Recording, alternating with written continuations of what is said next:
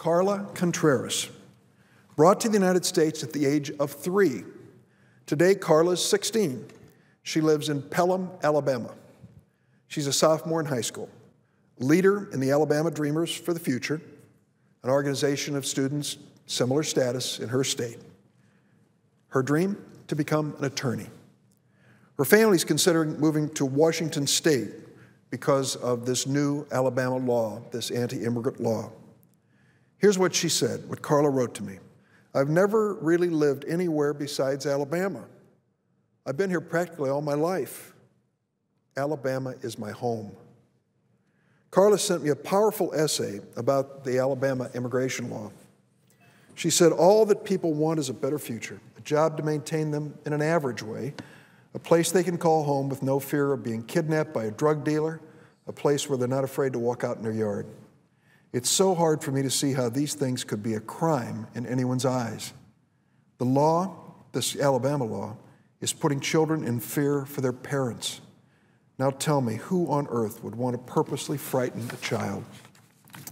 In 1982, Texas passed a law that allowed elementary schools to refuse entrance to undocumented children.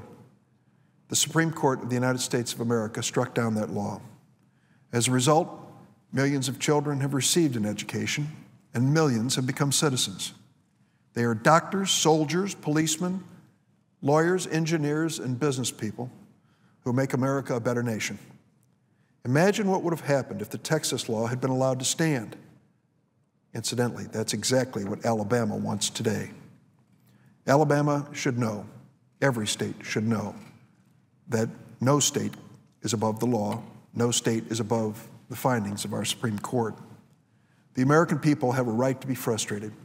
Congress has repeatedly failed to fix our broken immigration system. The casualties, many are young, dreamers that I've talked about today, and many have been around many years and still live in the shadows and live in fear every single day. Mr. President, we are a better nation than that. We are a nation of immigrants, a nation of justice, and a nation that can find its way to give an opportunity to young people who every day that they've attended school stood up, put their hand over their heart, and pledged allegiance to the only flag they've ever known. They are asking for a chance to be part of the future of America. I urge my colleagues on both sides of the aisle to help me pass the DREAM Act.